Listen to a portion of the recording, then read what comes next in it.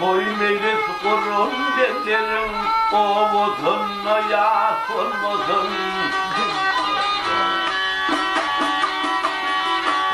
Yansının köktür kardeşi, aman olsun devredaşı. Kovu yıldım yan yoldaşı, zanni yaman pis olmasın, pis olmasın. Karnım ayrı düştü kendim, gelin geçir bu zafanlar. Erivip öptedin yedim, oğlanlarını yaş olmasın, yaş olmasın.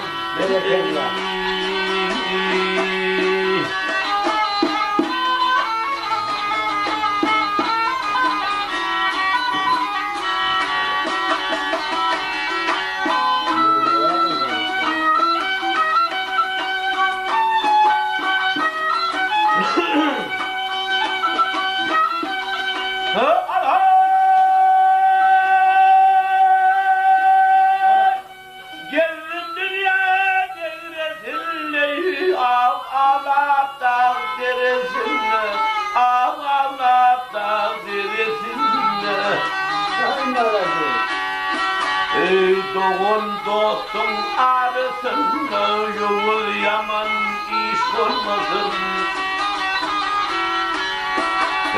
Doğun dostun arasında yol yaman iş olmasın, iş olmasın. Aydır sahil benim duşum, aman bulsun içimdesin.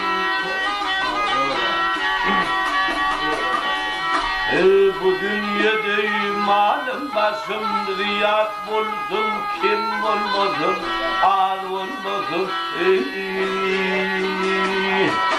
Bu koç yiğidim yan yanası, zanni yaman pis olmasın.